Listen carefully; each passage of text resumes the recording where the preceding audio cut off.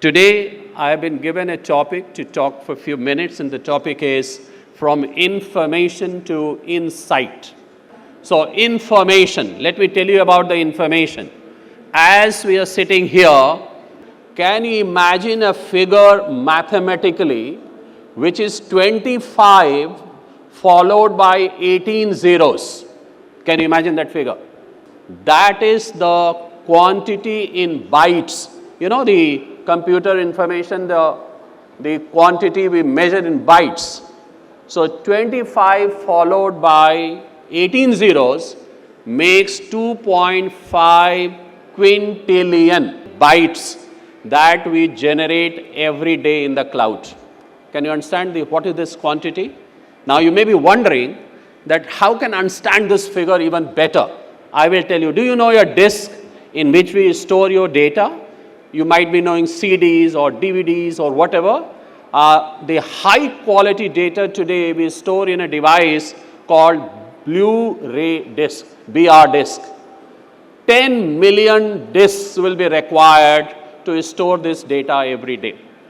Does it give you a better picture of the amount of information that we are generating every day? Now, this information is just information for us, and it does not mean anything if we are not connected with it, and it means a lot if we do not filter it. And if we do not filter it, it can do a lot of damage to us, to our children, like Dr. Pooja spoke, and we just don't know what is happening to it. And therefore, the new skill that we learn or we have to learn today is something called digital skills. So what are those digital skills? In next 4 or 5 minutes, I'll try and explain to you. But I just want to narrate a story so that this becomes even more effective for all of you. So there was a village of shepherds, and they had no technology, nothing, just the wisdom of what has been passed on from generations to generations. And all of them were able to manage their sheep. When they will go in the jungles, different terrains, different pathways. They will go in the morning, come back in the evening, all sheep intact. And suddenly, an invention of technology, somebody from us probably visited that village, went to the elderly person and said, look, you are into so much of trouble. You know, you have to count him, you are under tension, you are anxious. What has happened? If a sheep is lost, maybe your livelihood would be lost. And therefore, I have a device, and that device will tell you, you can focus it, what is the pathway your sheep are taking, which terrain they are going. They can give you the pictures or even the most secret places in this mountainous terrain, and you will be very happy thereafter. And suddenly the whole village started using it. And they were happy in the beginning, but this happiness did not last long. And after some time they found that that particular device was giving them pictures which did not exist there. It were giving them some information of a danger which actually did not exist there. And as a result, this village people were confused and they started losing their sheep. Many of the sheep will go wandering off that terrain, and there was a total chaos in that village.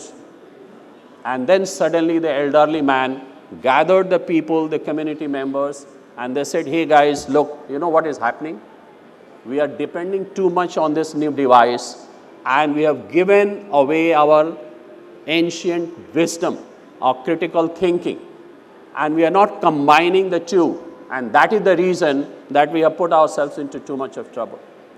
So the message of the story, ladies and gentlemen, is that the information that we have is fine, but this information should not overrule our minds, our thinking, our ability to discriminate between what is right and what is wrong, discriminate between what is morally acceptable and what is morally not acceptable. And that is the reason that we want to make a case here that information is fine, but please use the same devices which are available to us to sift it. You know, even a gold miner goes to the mines of, let us say, Kolar mines in Mysore, it will not go into the mine and get a nugget of gold straight away. No, it will get the gold surrounded or mixed with so many other things, and then you have to use the mining skills of taking out the nugget out of that ore along with which the gold comes.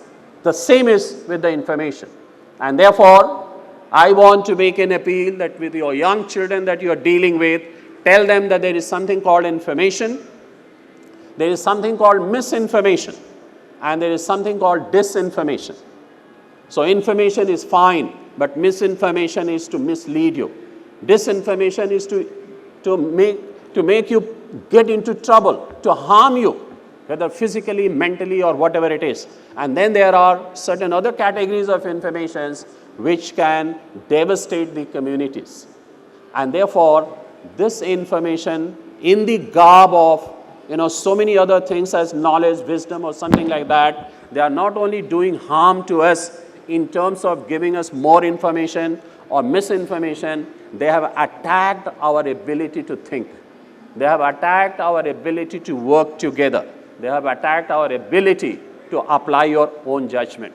And hence, 2 or 3 examples I want to share with you. Children must learn how to work with each other, and therefore information literacy. We talked about so many literacies, but today we have to talk about reality literacy. Out of all the information that we have, what is real? What is truthful? So discovering of the truth in the deluge of information, in my opinion, is a very, very important thing. And therefore, those children who are using Google Scholar, library databases, certain extensions like Jotero, etc., that can help them sift information. Data analysis and visualization. Microsoft Excel can help you. Tableau can help you. There are many other Google Data Studio. These are the applications which are available, and you can make use of them. You want to collaborate with each other, you work on Slack, you work on Miro, you work on so many other AI-based information systems are available, and you can do a lot of things. And hence, at the end, I want to share with you that if our children have to make any real contribution to the society and to the community, they have to develop their ability to research. India is not producing quality research because we are not moving above and beyond what we call the information. We are not using the right digital skills and right digital platforms and applications to move from the information to insight. And therefore, I want to quote here one of the very famous authors and speakers. His name is Edward de Bono, and he is known as the master of creativity and innovation. And what he said in a very lamenting way, that thinking is the most precious thing for the human beings. And unfortunately, we are not investing in our own thinking. Forget about the critical thinking and useful thinking. And therefore, he made this appeal many, many years ago, that if we want our children to move from information to insight, we want them to be researchers, and we want them to be very, very successful at these small and big projects. We have to help them invest in their thinking. So with these words, ladies and gentlemen, I want to make a case here that from information to insight is one of the skills that we have to include among the many skills that you might be teaching your children. I want to tell you the one anecdote from Mahabharata. Yudhishthir is known as Satyavadi, and he is a role model for all of us. But he made only one mistake, and because of that, he did not find a place in heaven. He also had to go to hell along with his other brothers. You know what is one mistake that he made? When Ashwathama died, the father Dronacharya went to Yudhishthir that I don't trust anybody in this world. You tell me, has Ashwathama died or not? And at that time, Yudhishthir faltered. And you know what he did? He said, Ashwathama maro. And then he took a pause. And for Dronacharya, this was enough. Ashwathama Maro means Ashwathama Maro. And then his life was gone. But you know what was the real story? Yudhishthir paused, and Krishna and others, they made a lot of noise of nagaras and other things. And there was too much of noise.